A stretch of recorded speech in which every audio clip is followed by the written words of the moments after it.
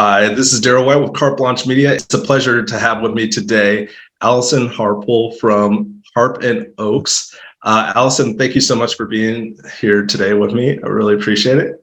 Yeah, thank And you, Darrell. first of all, I'll go ahead and get started and start with just tell me a little bit more about yourself here. But for the purpose of your show here, I am a boutique digital marketing agency owner located in Kentucky. Okay, great.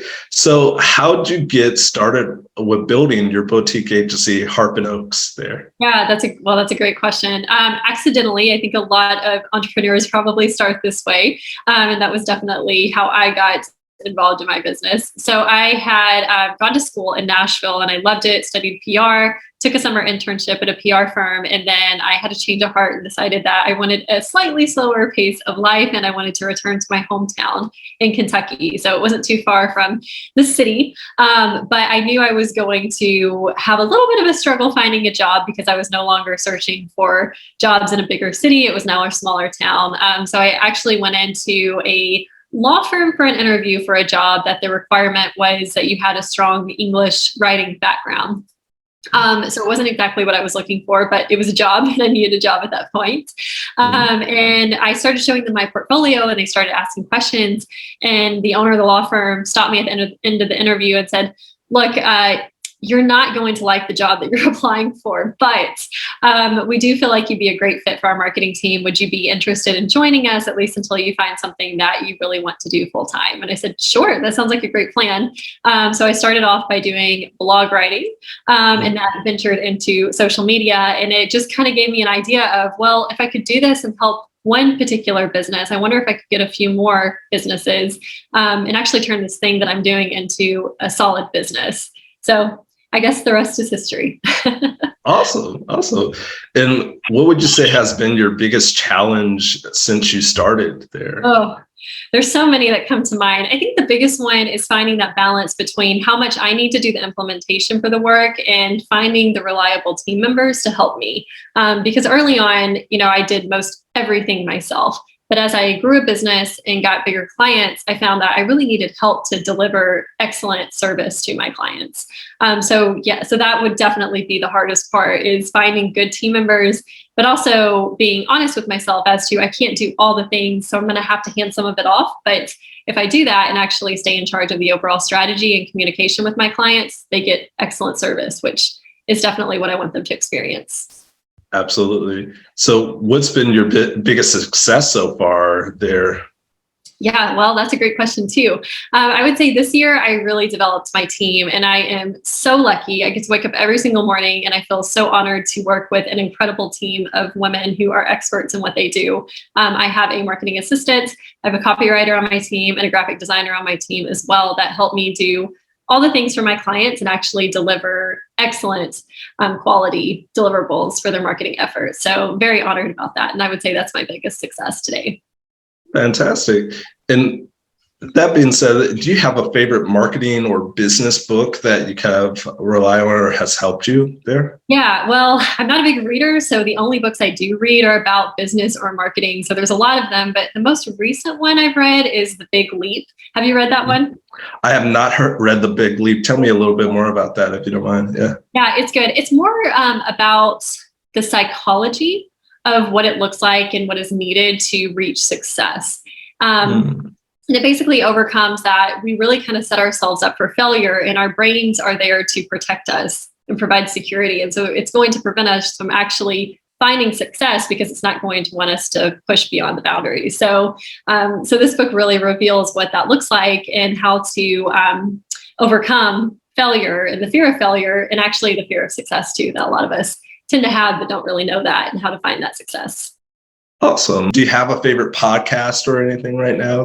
I do. I love the Cubicle to CEO podcast by Ellen Yin. She's a friend of mine and it's really good. And it's about just stories in the business world, entrepreneurship world. So highly recommend that one. I also listen to the Gold Digger podcast by Jenna Kutcher too. So that's always a good. I think I've read she has a book too, right? Is that right? Yeah. I think I've read part of that, not 100% of that. So yeah, great.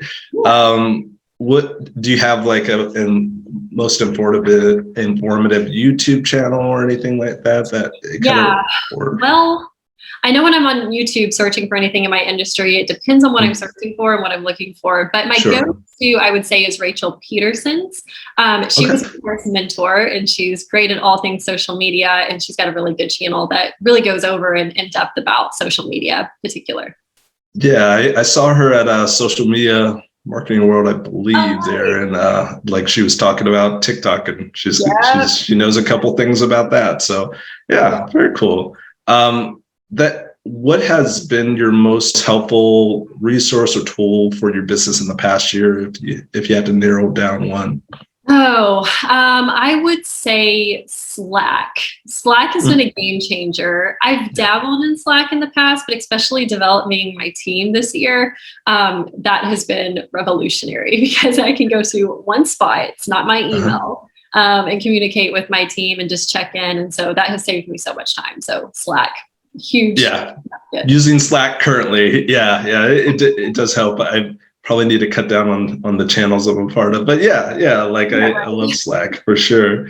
And second to last question, what would you say is the most impactful piece of advice that you can give to those who are looking to improve their marketing strategies right now? Yes, that's a great question. So one thing to keep in mind is that it's going to take time and it's going to take hard work.